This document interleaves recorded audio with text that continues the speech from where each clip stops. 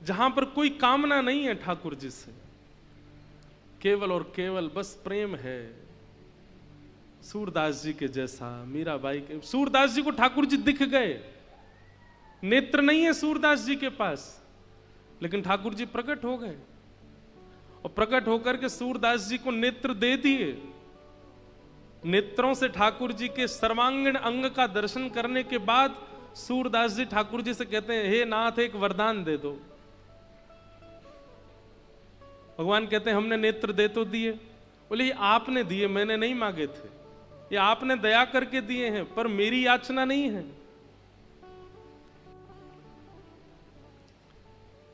अब मैं मांग रहा हूं, अब दे दीजिए।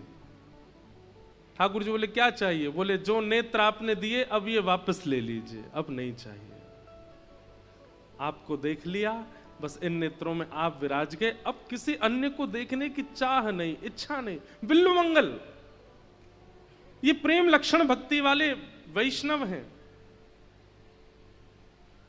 सूरदास, विल्लु मंगल जी तो सुंदरता कहीं भी देखते तो उनको इतना चाव होता देखने का, लेकिन एक घटना ऐसी घटी जीवन में कि उसके बाद अपने नेत्र सुई से अपने आप ही फोड़ लिए।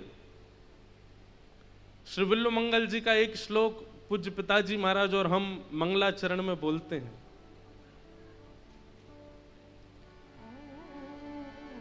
ऐसे विल्लु मंगल। तो ये प्रेम लक्षण भक्ति है। ये आपके चाहने से नहीं होगी, ये मेरे चाहने से भी नहीं होगी,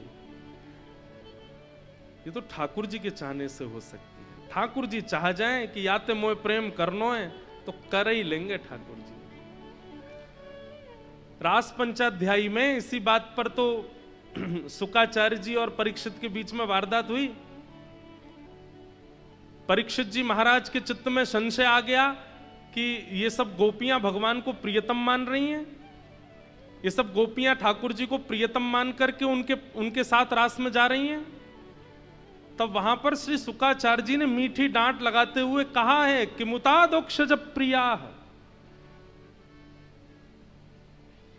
बोले तुम क्या सोचते हो केवल ये ठाकुर जी से प्रेम करती हैं? अरे ठाकुर जी से अपनी चाह से कोई प्रेम नहीं कर सकता, ठाकुर जी जिससे प्रेम करते हैं वही ठाकुर जी से प्रेम कर सकता है। ये गोपियां उनसे प्रेम नहीं करती हैं, ठाकुर जी इनसे प्रेम करते हैं। परीक्षित तुम ये नहीं समझ पाए? तो समझ में आई बात। अगर श्री कृष्ण एक दिन भी प्रिय लग गए हों, एक बार भी नेत्रों में उनकी याद के लिए आंसू आ गए हों, एक बार भी श्री कृष्ण की प्रिय मधुर झांकी चित्त में आकर के फिर अंतर ध्यान हो गई हो, बस समझ जाना वो प्रेम करते हैं मुझसे, तभी मुझे उनकी याद आ रही है, तभी मुझे उनकी स्मृति हो रही है। स्मरण नहीं होता ठाकुर जी का।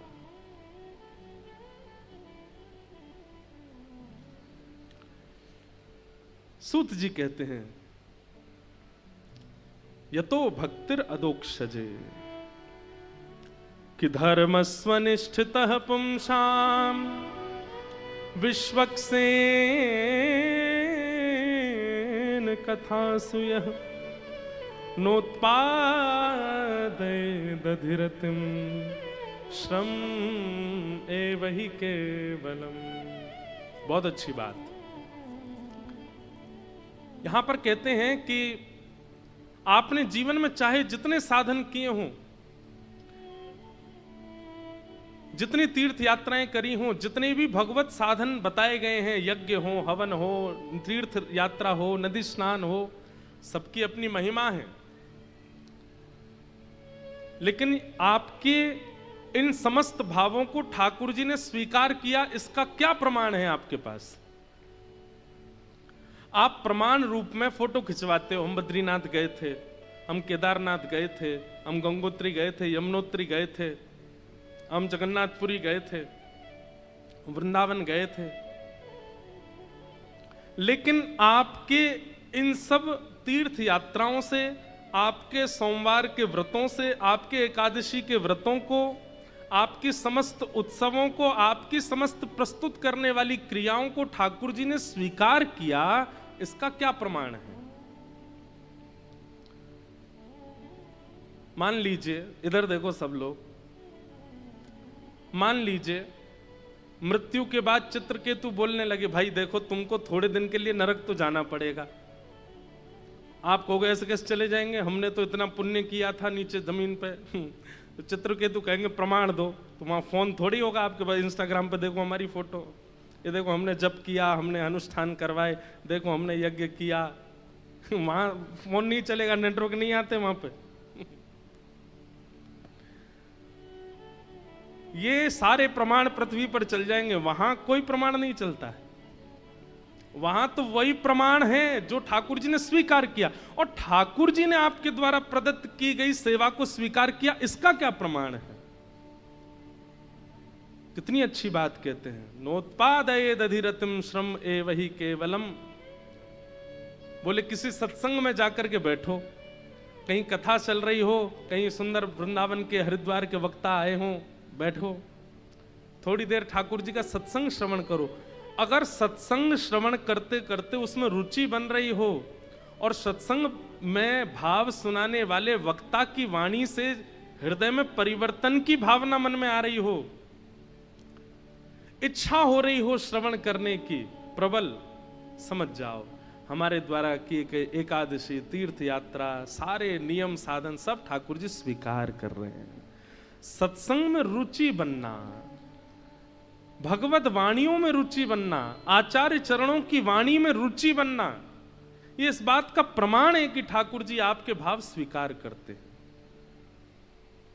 और यदि वहां रुचि नहीं बनती है आपकी, कथा में बैठे बैठे यूं ही देख रहे हैं कब बजेंगे 7, कब हो पूरी, मम्मी चलो ना बहुत देर हो गई यार, क्या अभी तो शुरू हुई है, चलने दे, ऐसी भावना मन में आती है।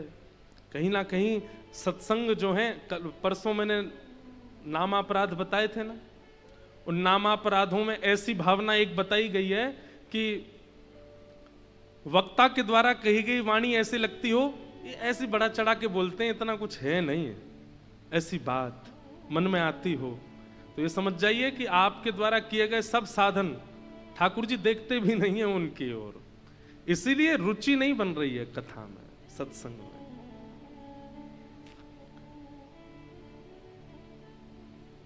साधन सब श्रेष्ठ हैं पर सत्संग सर्वश्रेष्ठ है। उसके प्रति अगर आपकी रुचि नहीं बनती है तो बाकी के साधन आप करते रहिए, ठाकुर जी उससे प्रसन्न नहीं है।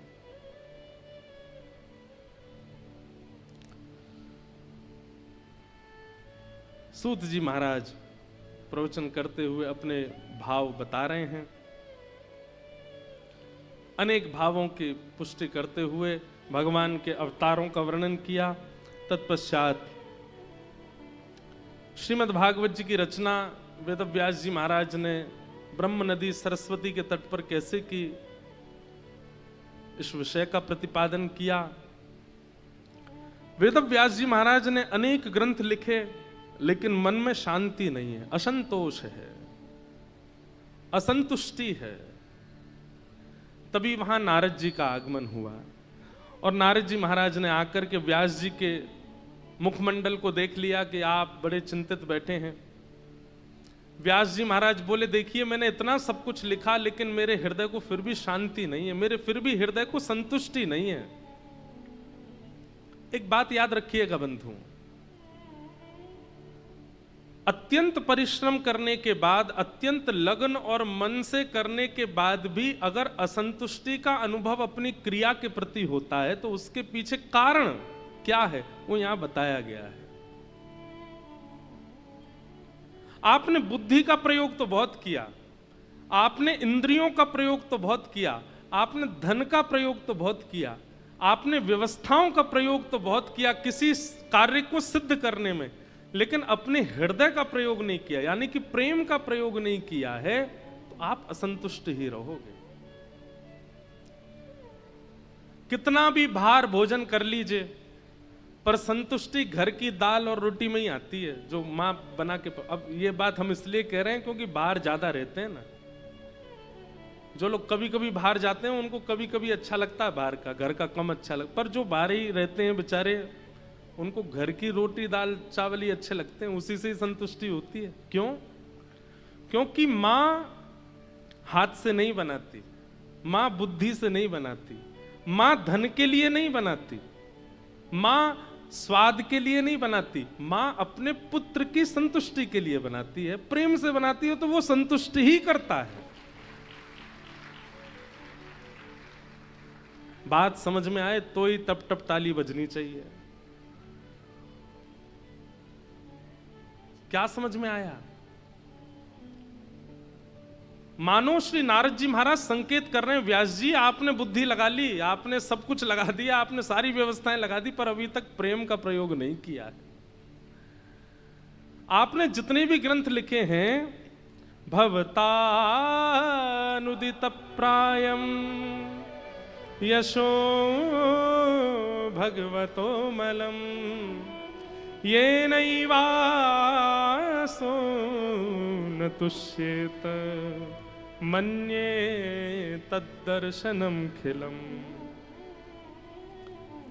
नारद जी मानो कह रहे हैं कि हे नाथ, हे व्यास जी, सब लोग ध्यान से सुनो,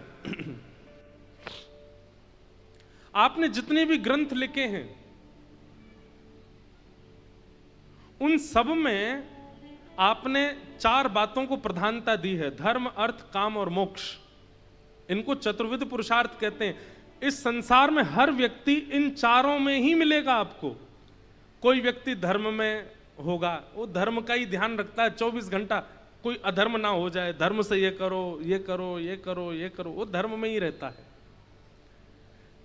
या फिर दूसरे प्रकार के लोग मिलेंगे आपको, अर्थ वाले, वो उनके दृष्टि में और कुछ है ही नहीं है, केवल अर्थ ही सब कुछ है। अर्थ मतलब धन, अर्थ का मतलब बल भी होता है। तीसरे प्रकार के लोग आपको दुनिया में मिलेंगे जो केवल अपनी कामनाओं की पूर्ति के लिए जीते हैं। वो परिश्रम भी इसलिए कर रहे हैं कि अपनी किसी कामना को पूर्ण कर सकें। वो धन भी केवल इसलिए कमाते हैं कि उस वाली जगह हम घूम के आ सकें, ये कपड़े खरीद सकें, ये वाली गाड़ी ले सकें, ऐसे कमरा बना सकें, ऐसा ये कर सकें।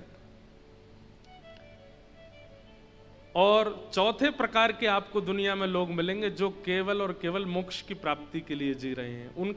उनका एक ही उद्देश्य है, क्या? निर्वाण की प्राप्ति, मोक्ष मिले, बस मुझे मुक्ति मिल जाए, उसके लिए मैं क्या करूं। नारद जी महाराज बोले आपने चतुर्विध पुरुषार्थ की प्राप्ति के लिए सारे ग्रंथ लिखे हैं, तो व्यास जी बोले संसार में चतुर्विध पुरुषार्थ ही है, उसके अलावा है भी क्या? तब नारद जी बोले आप पंचम पुरुषार्थ भूल गए। बोले पंचम पुरुषार्थ कौन सा है? प्रेम। और बंधुओं, जो प्रेमी होता है, ना तो उसे धर्म की इच्छा, ना उसे अर्थ की चिंता, ना उसकी कोई कामना, ना उसको मोक्ष की प्राप्ति चाहिए, कुछ नहीं चाहिए। जो प्रेमी है, हमारे ब्रजवासी गाते हैं, कहा करूं वैकुंठ ही जाए, कहा करूं वैकुंठ ही जाए, जहां नहीं नंद, जहां नहीं यशोदा, जहां नहीं नंद, जहां नहीं यशोदा, जहां नहीं गोपी ग्वाल और गाय, जहां नहीं गोपी ग्वाल और गाय, कहाँ करूं वैकुंठ ही जाए, कहाँ करूं वैकुंठ। हरिद्वार वाले बुरा नहीं मानिएगा, नहीं मानिएगा। हाँ, हरिद्वार में धर्म भी है, हरिद्वार में अर्थ भी है, हरिद्वार में काम भी है, और हरिद्वार में मोक्ष भी है। हमारे वृंदावन में चारों ही नहीं है। ठाकुर जी को सुबह ब्रह्म मुहूर्त में पूरी दुनिया में उठाया जाता, वृंदावन में 8 बजे उठते हैं बिहारी जी, लाडले लाल। अरे कितने घरों के बच्चे सुबह 6 बजे उठ के 7 बजे बस में बैठ के स्कूल पहुंच जाते हैं, तब तो हमारे वृंदावन को राजा उठे। वहां धर्म नहीं है। हमारे ब्रजवासी भाई बंधु ज्यादा पढ़े लिखे नहीं मिलेंगे आपको, सामान्य हैं, सीधे साधे हैं। हरिद्वार में जो तीर्थ पुरोहित वैदिक मंत्र बोल के तिलक करके गंगा जी का संकल्प करा देगा, उसका जो फल मिलेगा, हमारे ब्रज में ब्रजवासियों के दे, हे बिहारी जी आपको भलो हो जा, चल ला 2000 रुपए दे दे, उससे वो कल्याण होगा। वहां धर्म नहीं है, क्योंकि वहां प्रेम प्रधान है, और जहां प्रेम प्रधान हो जाता है वहां चतुर्विध पुरुषार्थ गौड़ हो जाते हैं। वहां धर्म, अर्थ, काम और मोक्ष, इनकी महिमा, उपमा, ये सब कम हो जाती है, क्योंकि प्रेम प्रधान है। मीराबाई नाच रही हैं ठाकुर जी के आगे, सब लोग कह रहे हैं अरे नाचने वाली आ गई, और देखो गाने वाली आ गई, इसमें कोई और काम ही नहीं है, सब जगह जाती है, निर्लज्ज होके नाचने लग जाती है। सब लोग, कोई अपना मुंह बंद करके खड़ा है, कोई उनकी निंदा कर रहा है, लेकिन मीराबाई तो नाच रही है। तभी मंदिर के अंदर श्रीनाथ जी की सेवा कर रहे गुसाई जी ने मीराबाई को देखा, और मीराबाई को देखने के बाद जैसे श्रीनाथ जी को देखा, हमारे पीछे देखो श्रीनाथ जी ऐसे रहते हैं नीचे नेत्र करके, लेकिन नृत्य करती हुई मीराबाई पर रीछ करके आज गुसाई जी ने देखा कि श्रीनाथ जी ने अपने नेत्र ऊपर कर लिए हैं और मंद मंद मुस्कुरा रहे हैं, दतुइयां दिख रही हैं ठाकुर जी की। सब अभद्र बोल रहे हैं उस सभा में, लेकिन श्रीनाथ जी मीराबाई को देख रहे हैं। गुसाई जी ने तुरंत श्रीनाथ जी की अंग की माला और बीड़ा प्रसाद तुरंत लेकर के आए, और मीराबाई से कहा झोली आगे करो। मीराबाई ने झोली की दे दिया।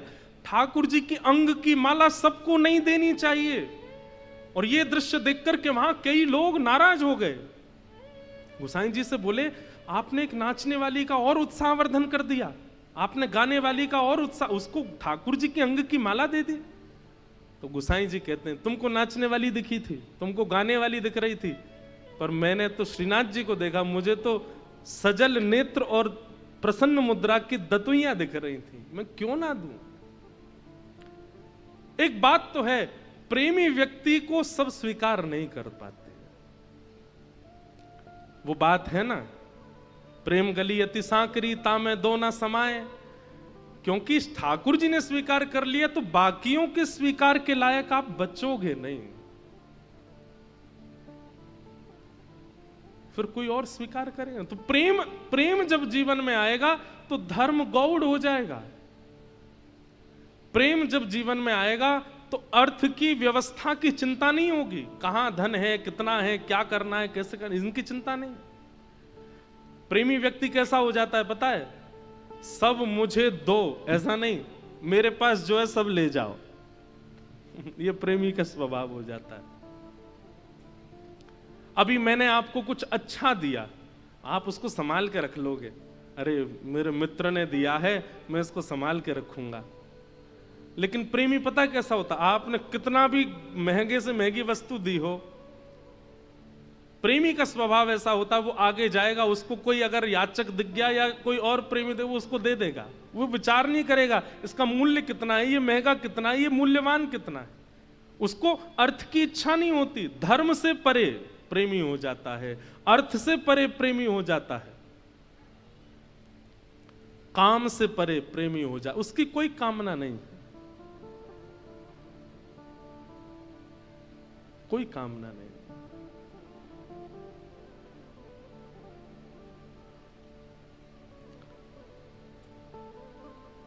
और मोक्ष, वो मोक्ष भी नहीं चाहता।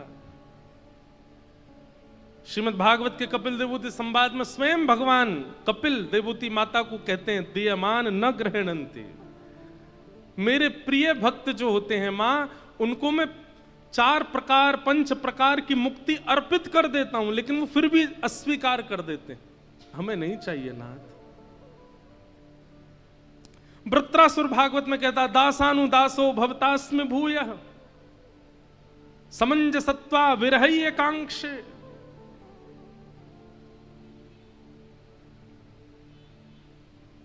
कितने भक्तों का नाम लें हम, प्रेमी भक्त की इच्छा ही परे हो जाती है। प्रहलाद जी कहते हैं कामानाम हृदय संरोहम भवतस्तु व्रणेवरम, मेरे चित्त में कोई कामना ही प्रकट ना हो, नाथ ऐसा वरदान दे दो। कैसे होते हैं प्रेमी भक्त सारे?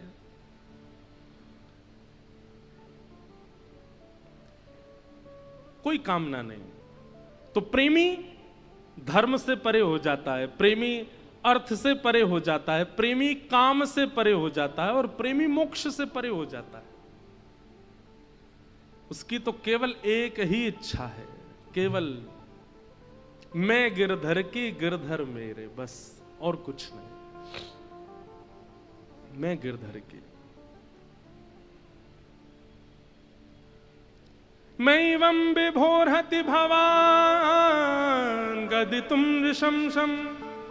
प्रणय गीत में गोपियां कहती हैं, गोपी गीत से पहले प्रणय गीत गाया। संत्यज्य सर्व विषयां स्तव पादमूलम भक्ता भजस्व दुर्वग्रह मात्यजास्मान् देवो यथादि पुरुषो भजते मुमुक्षु।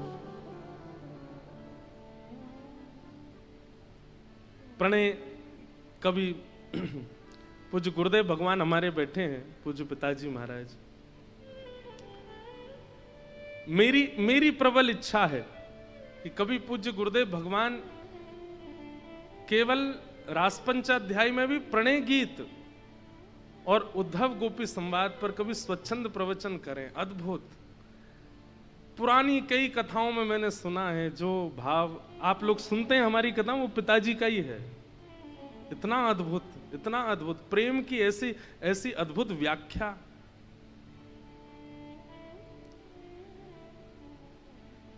प्रेम उसको देखो, एक बात कहूं, मैं कह दूं और आप समझ जाओ, वो ज्ञान हो सकता है, वो बात हो सकती है, वो कथा हो सकती है, वो प्रेम नहीं हो सकता। प्रेम क्या, ना मैं कह पाया और ना आप समझ पाए, वो प्रेम था जो आपके सर के ऊपर से निकल गया और मेरी वाणी विचलित हो गई, वो प्रेम है।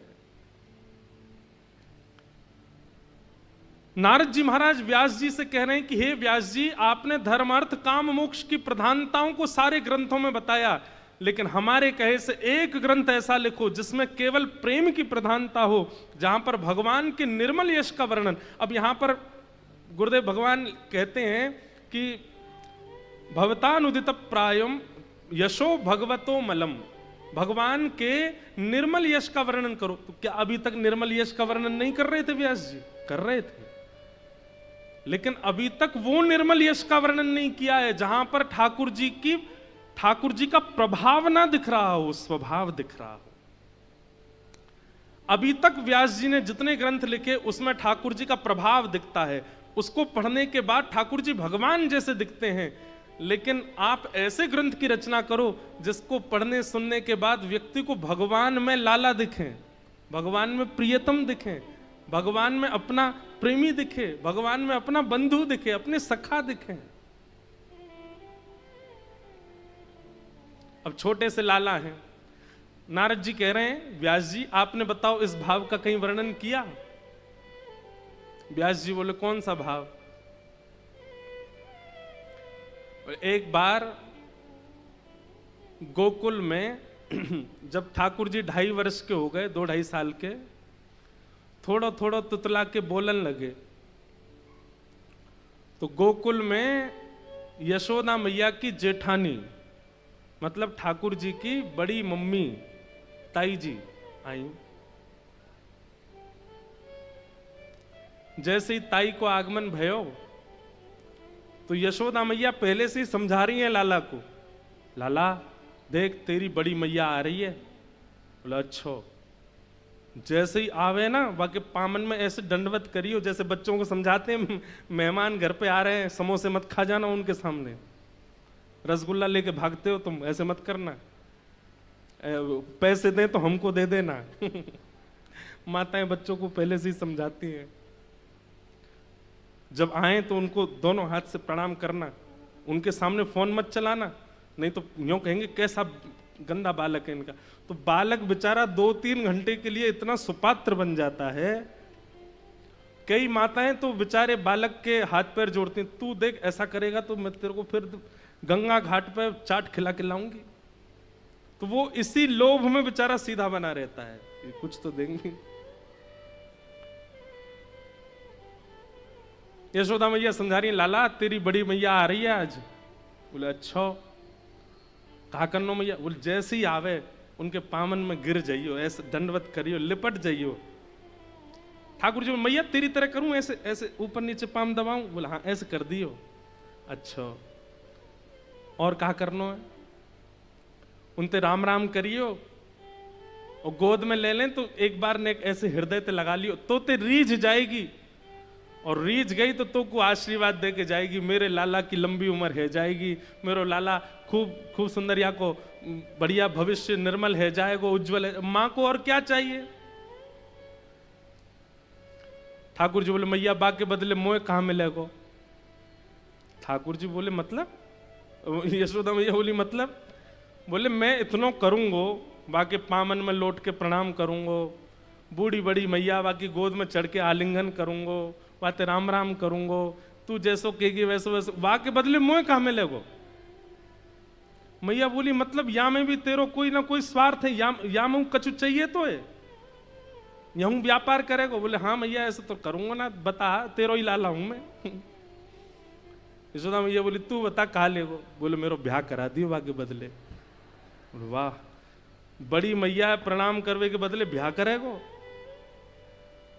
ना तो मैया देख ले आन दे, मैं तो बिल्कुल प्रणाम ना करूंगा और अभद्र और बोल दूंगा, वो मधुमंगल सीतामा ने मुझको गारी सिखा दी है वो और बोल दूंगा उनके सामने।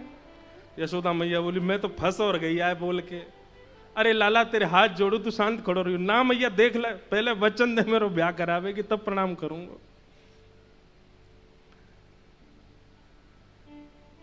मैया बोली तेरा ब्याह करा दूंगी, बस मेरी लाज बचाए लियो। बड़ी मैया आई, जैसे ही बड़ी मैया आई ठाकुर जी तो दौड़ करके, नेक्स्ट से 2.5 साल की तो हैं अभी, गदमदरा से ठाकुर जी, उनको देख के वैसे ही सबन को मन करे कि हमारी गोद में आ जाएं। ठाकुर जी तो दौड़, अरे मेरी बड़ी मैया आ गई, मेरी बड़ी मैया आ गई, तुम्हारे पाम कहाँ हैं? लिपट गए ठाकुर जी, पाम ढूंढे, ऊपर उठा उठा के देखें कहाँ है पाम। अरे कैसे सुंदर पाम है, मैं इनको धो के पी जाऊं, मैं इनको हृदय पे लगा लूं अपने। बड़ी मैया के तो नेत्रन में आंसू आ गए। अरे यशोदा कैसो सुपात्र लाला तेरो। मैया बोली भीतर की कौन जाने, कितनो स्वार्थ दे के पाम छुपा रही हूं मैं। मैया ने गोद में ले लिया। अरे मेरो लाला, ठाकुर जी पहली बार मिले। मैया तेने बहुत बुरा किया। बोले क्यों? मैंने जन्म लेते ही आंख खोल के देखी, तू ना दिखी मुझे यहाँ पे। बोले अच्छा तो याद है लाला, ऐसी बात बना मैं। ठाकुर जी का स्वरूप ऐसा है, वृंदावन के ठाकुर जी ऐसे हैं, वो वाणी से आपको अपना बना लेंगे, वो नेत्रों से आपको अपना बना लेंगे, वो स्पर्श से आपको अपना बना लेंगे। इसीलिए यहां पर संकेत करते हुए श्री शुकाचार्य जी, श्री नारद जी महाराज कहते हैं आपने ऐसे ठाकुर जी के स्वभाव का वर्णन कहां किया? कहीं भी तो नहीं। देखो बड़े लोग प्रारंभ करते हैं, फिर बालक उसका विस्तार करते हैं। वास्तव में भगवान की बाल लीला का प्रारंभ श्री वेदव्यास जी ने किया, फिर उसका विस्तार हमारे सूरदास जी ने कर दिया, हमारे कुंभनदास जी ने कर दिया, हमारे ब्रज के रसिकों ने कर दिया, पर प्रारंभ तो श्रीमद् भागवत से ही हुआ। भगवान की बाल लीलाओं का, भगवान के उस स्वभाव का, जहां पर ठाकुर जी शंख चक्र गदा पद्मधारी नहीं है, जहां पर ठाकुर जी काल रूप नहीं है, जहां पर ठाकुर जी का भयाभय विशाल रूप नहीं है, जहां ठाकुर जी कोमल हैं, जहां ठाकुर जी सरल हैं, वो स्वरूप तो वृंदावन में प्रकट हुआ ना। और उस स्वरूप का वर्णन वेदव्यास जी ने किया भागवत जी में। और किसके कहने से? नारद जी के कहने से। नारद जी कहते हैं, बोले कि व्यास जी अगर आप चाहते हैं कि आपके हृदय को शांति मिले, संतुष्टि का अनुभव हो, तो अब ऐसे ग्रंथ का निर्माण करो जिसको पढ़ने सुनने के बाद श्रवण करने वाले और बोलने वाले के चित्त में प्रेम प्रकट हो। कलयुग में ज्ञान से उद्धार संभव है, पर पूर्ण गारंटी नहीं है। कलयुग में वैराग्य से कल्याण है, पर पूर्ण समर्थन नहीं है। कलयुग में अन्य अन्य साधनों से कल्याण हो सकता है, पर पूर्ण समर्थन नहीं है इस बात का। पर कलिकाल में ठाकुर जी के प्रति प्रेम लक्षणा भक्ति हो जाए, इससे कल्याण होगा, इस पर 100% समर्थन है, क्योंकि हुआ है। कितने आचार्यों को हमने देखा है। मीराबाई कहती है, यह संसार सकल जग झूठा, झूठा कुल रानाता। यह संसार सकल जग झूठा, झूठा कुल रानाता। बहुत सुंदर पद है। मीराबाई गाती हैं, आप सब मेरे संग गाओ। गिरधर जन्म मरण रासा, गिरधर जन्म मरण रासा थी। गिरधर जन्म मरण रासा थी। गिरधर जन्म मरण रासा थी। ओ याए नाई बिसरू में दिन राती। ओ याए नाई बिसरू में दिन राती। ओ याए नाई बिसरू में दिन राती। ओ याए नाई बिसरू में दिन राती। ओ गिरधर जन्म मरण रासा थी। गिरधर जन्म मरण रासा थी। ओ गिरधर जन्म मरण रासा थी। गिरधर जन्म मरण रासा। श्री राधा रमण लाल की।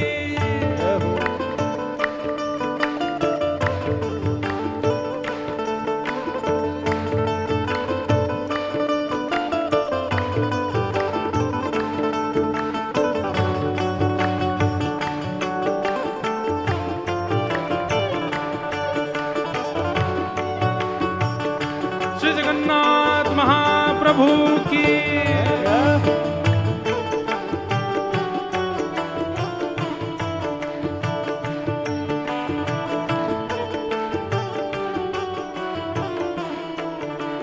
ओ पल पल पिय को रूप निहारूं, निरख निरख सुख पाती। पल पल पिए को रूप निहारूं, निरख निरख सुख पाती। पल पल पिय को रूप निहारूं, निरख निरख सुख पाती। पल पल पिए को रूप निहारूं, निरख निरख सुख पाती।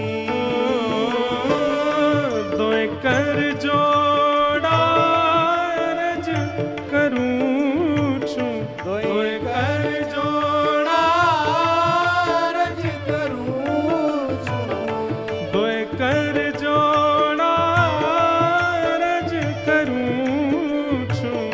दोय कर जोड़ा रज करूं छूं। सुन ली जो मारी बाती। गिरधर जन्म मरण रासा। गिरधर जन्म मरण रासा थी। ओ गिरधर जन्म मरण रासा थी। गिरधर जन्म मरण रासा। और ये पंक्ति मुझे बहुत प्रिय है, सब लोग दोहरा के गाना मेरे साथ। मीराबाई कहती हैं, यह संसार सकल जग झूठा झूठा कुल रानाता। यह संसार सकल जग झूठा झूठा कुल रानाता। यह संसार सकल जग झूठा झूठा कुल रानाता। यह संसार सकल जग झूठा झूठा कुल रानाता। तो साचे कौन है? जब सब झूठे हैं तो फिर सच्चा कौन है? मीराबाई कहते हैं, मीरा के प्रभु गिरधर नागर। मीरा के प्रभु गिरधर नागर। मीरा के प्रभु नटवर नागर। मीरा के प्रभु नटवर नागर। हरि चरणाच पराच गिरधर जन्म मरण रासा। गिरधर जन्म मरण रासा। गिरधर जन्म मरण रासा। गिरधर जन्म मरण रासा। ओ आए नाय बिसरूं मैं दिन राती। ओ आए नाय बिसरूं मैं दिन राती। ओ आए नाय बिसरूं मैं दिन राती। आए नाय बिसरूं मैं दिन राती। गिरधर जन्म मरण रासा। गिरधर जन्म मरण रासा। गिरधर जन्म मरण रासा। गिरधर जन्म मरण रासा।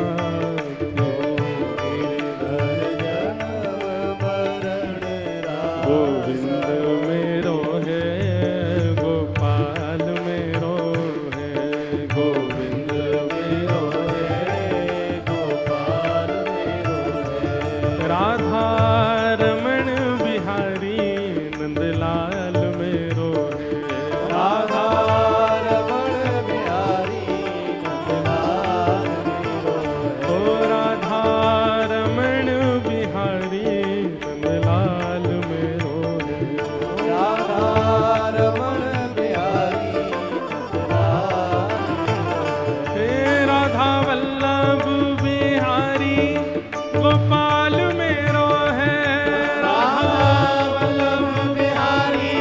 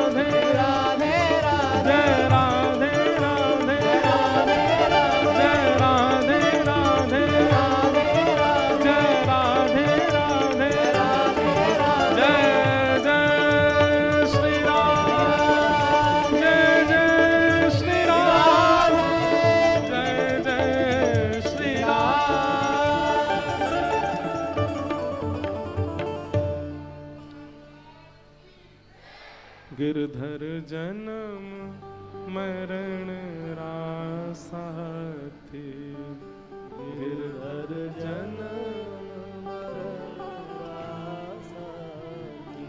इसलिए भैया प्रेम लक्षणा भक्ति वो अति प्रिय है ठाकुर जी को, और कलिकाल में वही साधन है भगवत प्राप्ति का। इसलिए नारद जी महाराज यहां वेद व्यास जी को समझा रहे हैं और कह रहे हैं कि आप भगवान के निर्मल यशों का गान करो, यानी कि जिसमें ठाकुर जी का प्रेम प्रकट होता हो ऐसे भावों का वर्णन करो, जहां पर भक्तों ने प्रेम करके ठाकुर जी को पाया हो, अंत में प्रेम ही रह जाता हो, जहां पर प्रेम प्रधान सेवा हो, ऐसे भावों का वर्णन करो।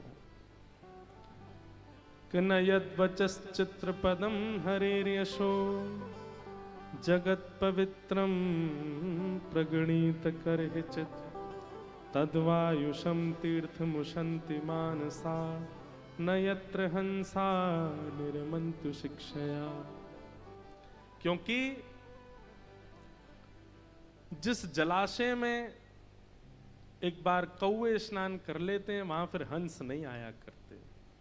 हंस तो स्वच्छंद सरोवर में स्नान करते हैं, वहीं रहते हैं, उनको अन्य किसी भाव की इच्छा नहीं होती, वो निर्मल जल में स्नान करते हैं और निर्मल जल में ही रहते हैं। ये प्रेम लक्षणा भक्ति करने वाले हंस हैं, इनके लिए आप कुछ लिखिए, तब आपके चित्त को शांति होगी। कैसे लिखना पड़ेगा? बोले समाधि नानुस्मर तद विचेष्टितम, समाधि लगा करके लिखो। नारद जी ने अपने पूर्व जन्म की कथा सुनाई और वेदव्यास जी महाराज समाधिस्थ हुए और समाधिस्थ भाषा में ही एक नवीन संहिता का निर्माण हुआ जिसका नाम श्रीमद् भागवत महापुराण। और भागवत जी की रचना के बाद इतने प्रसन्न हो गए वेदव्यास जी, उनके चित्त को संतुष्टि हो गई, संतोष हो गया। अब अपनी रचना से वे संतुष्ट हो गए, इसलिए श्रीमद् भागवत 18वां पुराण। इसके बाद व्यास जी ने नहीं लिखा, बोले अब कुछ लिखना शेष नहीं, भागवत जी में सब कुछ है।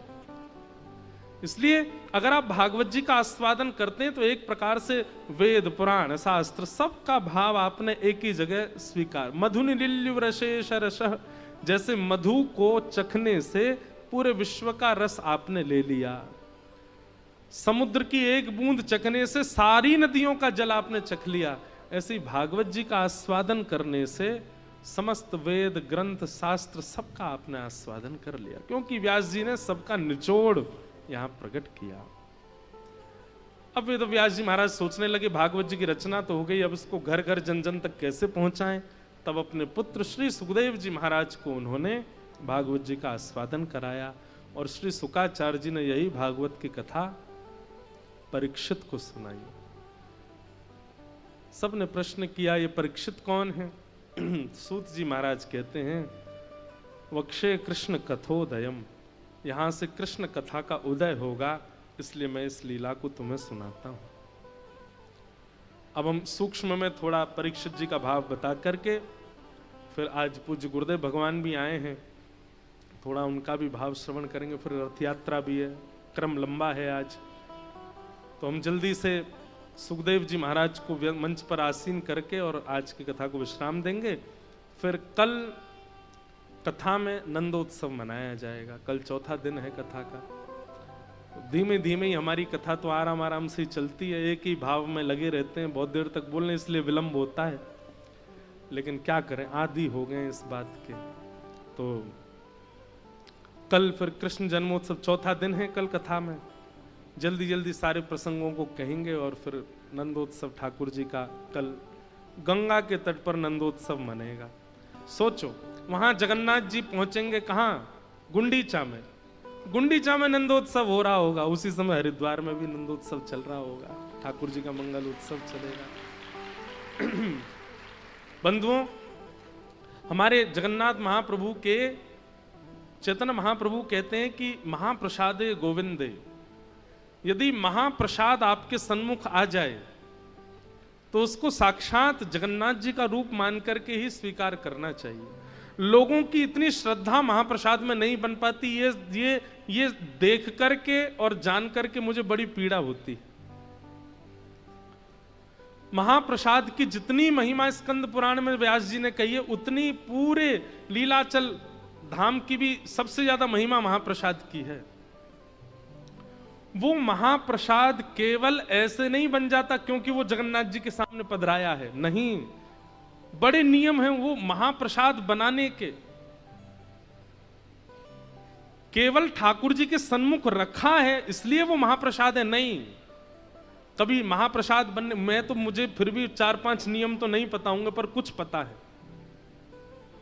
सबसे पहला तो वो हंडियां एक के ऊपर एक बनती हैं। दूसरी बात, जो वहां रसोई घर में जाते हैं वो लक्ष्मी जी के भाव से जाते हैं, वो इस भाव से प्रसाद का निर्माण करते हैं कि हमारे पतिदेव पाएंगे, हम लक्ष्मी हैं। दूसरी बात, जब महाप्रसाद सिद्ध किया जाता है तो गोपाल मंत्र से उसको सिद्ध करते हैं। सिद्ध करने के बाद में फिर महाप्रसाद जब रसोई घर से बाहर आता है तो कहते हैं उस समय मानवों की तो क्या चले, पक्षी भी ऊपर से अगर चला गया तो महाप्रसाद का भोग नहीं लगता, पक्षी भी ऊपर से नहीं जाते, महाप्रसाद निकलता है।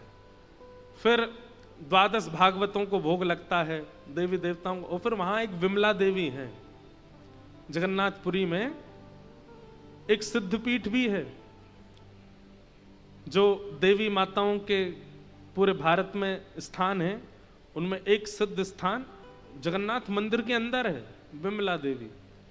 वो महाप्रसाद का भोग उनको भी लगता है। उसके बाद फिर वो बाजार में जाता है, सबको मिलता है। इतनी प्रक्रियाओं से वो महाप्रसाद कहलाता है, तब वो कल्याण करता है जीव का। विमला देवी कौन है? पार्वती जी।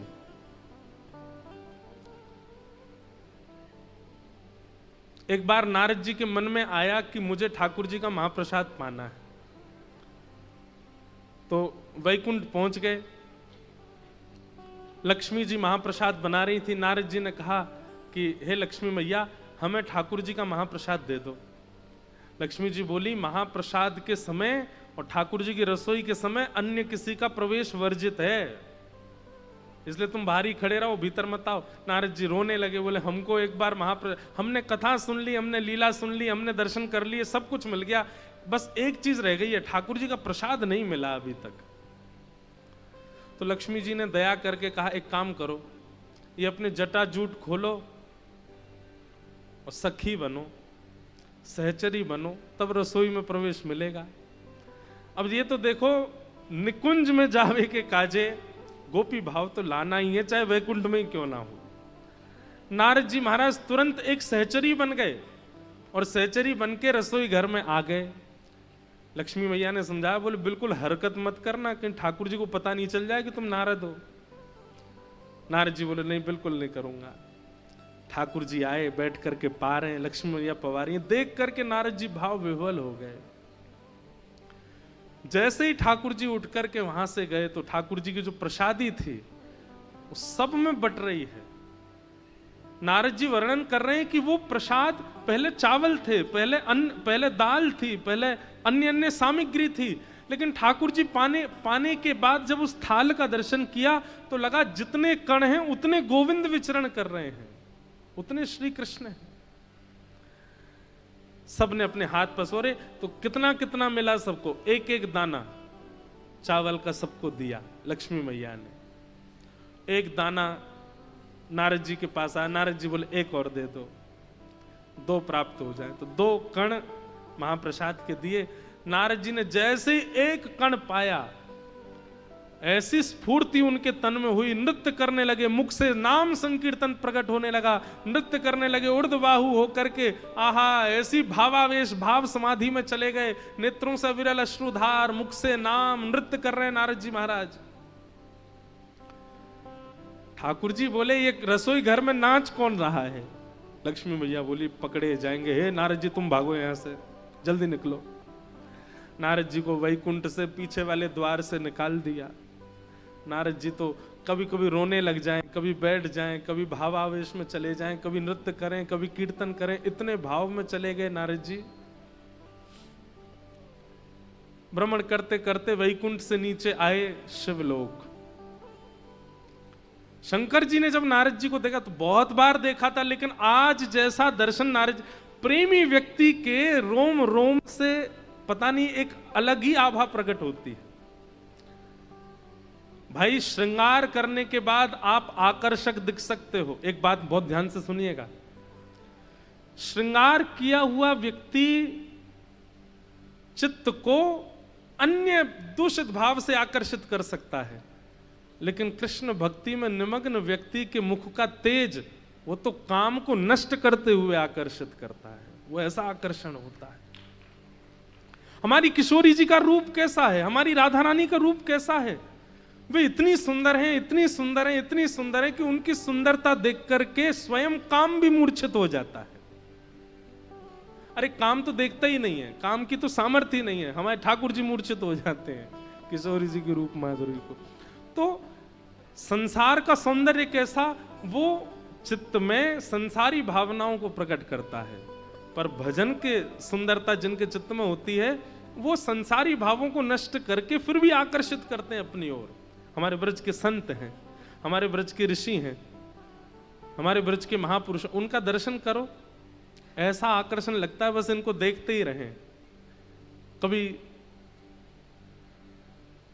तटीय स्थान जाओ, वहां के पूज्य महाराज जी को देखो, पतले दुबले से महाराज जी हैं, गुदरी पहनते हैं, सामान्य से वस्त्र हैं, पूरे मुख पे चंदन लगाते हैं, लेकिन उनका रूप देख करके ऐसा लगता है कि बस देखते ही रहें, इतना सौंदर्य। क्यों? क्योंकि चित्त में कहीं ना कहीं ठाकुर जी हैं। आज नारद जी का रूप ऐसा ही दिख रहा था। शंकर जी मानो देख करके मन में भाव आ रहा था कि मैं पलक ही ना झपकूं, इतने प्यारे लग रहे हैं नारद जी। शंकर जी जाकर बोले, नारद जी आपकी खूबसूरती का राज क्या है आज? नारद जी बोले, क्यों? बोले और दिन भी आप सुंदर तो लगते हो, पर आज कुछ ज्यादा ही आपके नेत्रों में हल्की हल्की लालिमा और नेत्रों से गिरता हुआ ये प्रेमाश्रु और ये मुख से निकलने वाले शब्द आपकी आज कुछ विलग लग रहे हो आप, क्या बात है? नारद जी रोते हुए बोले, आज ठाकुर जी का महाप्रसाद मिला है, और वो महाप्रसाद जब से पाया तब से मैं ऐसा ही हो रहा हूं।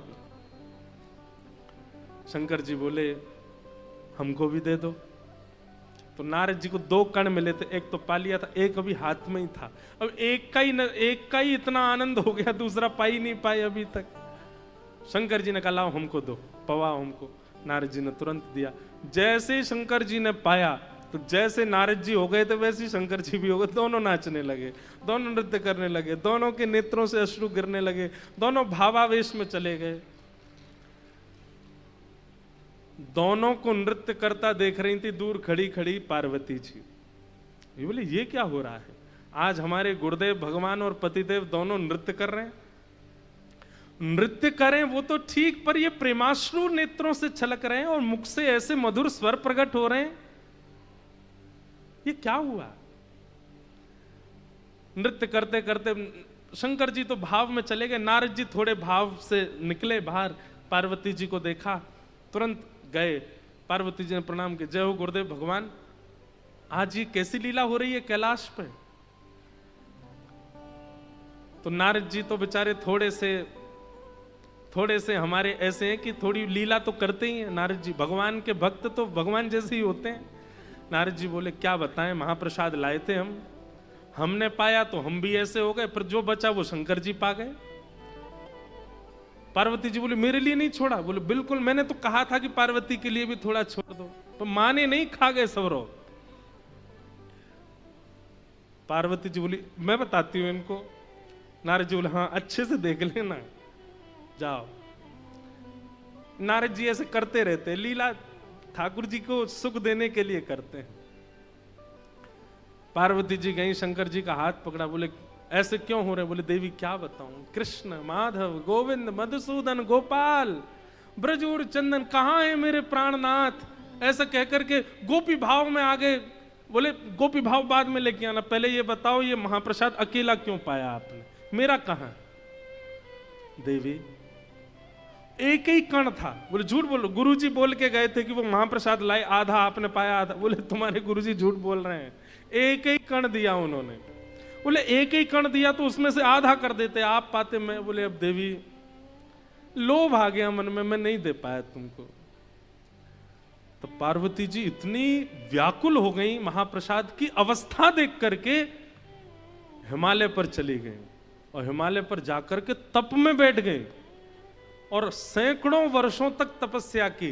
तप करने के बाद जब शंख चक्र गदा पद्मधारी नारायण प्रकट हुए, कहा वरदान मांगिए जगदम्बा, आपकी क्या याचना है? बोले महाप्रसाद चाहिए। तो ये बात सुनते ही ठाकुर जी के भाव प्रेमाश्रु आ गए। बोले कि कोई संसारी वस्तु के लिए, कोई वैभव के लिए, आदि आदि भावों के लिए तप करता है, मेरी प्राप्ति के लिए तप करता है, मेरे प्रसाद के लिए पहली बार किसी ने तप किया है। हम आपको आश्वासन देते हैं और हम आपको वचन देते हैं, कलिकाल में हमारा महाप्रभु जगन्नाथ का रूप जब लीलाचल धाम में विराजमान होगा, तब वहां का हमारा महाप्रसाद तभी बनेगा जब वो आपको भोग लगेगा। तब से विमला देवी को भोग लगता है। वहां बैठी बैठी विमला देवी शंकर जी को दिखाती हैं, लो तुमको तो एक ही कण मिला, हमको तो पूरा मिलता है, रोज मिलता है। तो वहां शंकर जी बाहर खड़े रहते हैं ऐसे कि विमला देवी कृपा करे तो हमको मिले। तो महाप्रसाद ऐसे ही नहीं बन जाता है, उसके बड़े नियम है, तब जाके वो महाप्रसाद नाम कहलाता है। इसलिए कभी जीवन में यदि महाप्रभु जगन्नाथ जी का महाप्रसाद आ जाए, दंडवत प्रणाम करना, उसके बाद उसको सेवन करना। चावल मान के नहीं, अन्न मान के। अब देखो स्कंद पुराण में अगर जाएंगे ना, तो जगन्नाथपुरी में प्रसाद पाने के बाद हाथ धोने को भी मना किया है। स्कंद पुराण में तो ऐसा कहते हैं कि प्रसाद पालो, हाथ को ऐसे ही रखो, और थोड़ी देर बाद जब वो हाथ पे लगा हुआ दाल भात जब थोड़ा सूख जाए, तब वो सूखे हुए को ऐसे मीड़ लो, तो उसका चूरा जो आ जाएगा उसको पालो, बाकी बचे उचे को ऐसे सिर पे कर लो बस। उसके बाद जब एक एक कण निकल जाए तब हस्त प्रक्षालन करो। इतने नियम है महाप्रसाद के। नीलाचल कथा तो उसमें एक एक चीज की कथाएं हैं, एक एक भाव की कथा। नंदी घोष रथ, उस रथ के ऊपर अगर बोलने लगे तो ध्वजा से लेके नीचे चक्के तक पर 7 दिन प्रवचन हो सकता है। पंच तत्व होते हैं, अब कल बताएंगे उसके बारे में। हाँ, तो लीलाचल धाम के भाव आए। यहां पर परीक्षित के प्रादुर्भाव की कथा बताई गई, महाभारत के प्रसंग सुनाए, कुंती स्तुति, भीष्म स्तुति, सब कई बार हमने विस्तार से सुनाई है, सबका प्रसंग बताया। उत्तरा के गर्भ में प्रवेश करके भगवान ने बालक की रक्षा की, कुंती ने स्तुति गाई। तत्पश्चात भगवान भीष्म पितामह पर कृपा करने गए। उसके पश्चात स्वर्गारोहण को सारे पांडव चले गए और परीक्षित को राजा बना के गए। धीरे धीरे राजा परीक्षित बड़े हुए। एक दिन उनके द्वारा शमिक ऋषि का अपमान कर दिया गया, जिसकी वजह से श्रृंगी ने उनको शाप दे दिया कि 7 दिन में तक्षक सर्प के दंशन से आपकी मृत्यु होगी। अपनी मुक्ति के उपाय को खोजने के लिए गंगा के तट पर आए हैं। मैंने एक बात पहले दिन कही थी ना, पूरी दुनिया में कथा सुनना अच्छा है, पर गंगा तट पर कथा सुनना ये तो शास्त्रीय प्रोटोकॉल है, ये तो प्रमाणित बात है। ये तो भागवत जी तो सुनी ही गंगा तट पर गए हैं। गंगा तट पर यमुना तट की लीला सुनने का विधान। तो ये तो आप प्रोटोकॉल का पालन कर रहे हो पूरा, तो इस कथा को छोड़िएगा नहीं, या पूरी सुन के जाइएगा, हम भी पूरी सुना के जाएं। जो 1-2 दिन के लिए आए उनको जय सिया राम, जो पूरे डटकने वाले हैं यहाँ पे उनको प्रेम से जय जगन्नाथ। हाँ, आनंद करेंगे।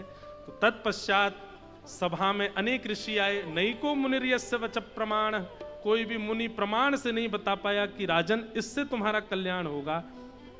तभी वहां श्री सुखदेव जी का आगमन हुआ कि तत्रा भवद भगवान व्यास पुत्रो यदिच्छया गामटमानो नपेक्ष अलक्षलिंगो निजलाभतुष्टो व्रतस्य बालैरवधूत भेष। बोलो सुखदेव जी महाराज की जय। सुखदेव जी का आगमन हुआ। अब सुखदेव जी और परीक्षित का संवाद हम लोग कल से सुनेंगे। कल बंधुओं पीले पीले वस्त्र पहन के आना, बढ़िया प्रेम से ठाकुर जी का आनंद, और जो पीले पहन के नहीं आएगा उसको हम पीला कर देंगे। तो ये बीच में रैंप हमारे राम जी महाराज ने इसीलिए लगवाया है। कल नंदोत्सव वहीं मनेगा बढ़िया प्रेम से, खूब आनंद से आप लोग आइएगा। अभी ठाकुर जी की रथ यात्रा प्रारंभ होगी और आप सबसे हमारी करबद्ध प्रार्थना है, अपने स्थान पर ही बैठे रहिएगा जब रथ यात्रा चले, और एलईडीज में ही आप लाल जी का दर्शन कीजिएगा। जब आपके बगल से रथ निकले तो बस वहीं से आप लोग प्रणाम कर लेना। प्रसाद वितरण वहीं से किया जाएगा, कोई भी खड़े होकर के उसको ना लूटें, बैठे बैठे सब लोग आनंद सुख रथ यात्रा का लीजिएगा। अभी पूज्य गुरुदेव भगवान भी पधारे हैं और हमारे राम जी महाराज जो बताएंगे उस प्रकार से सब होगा। 2 पंक्ति गा करके आइए आज के मंगल उत्सव को विराम देते हैं।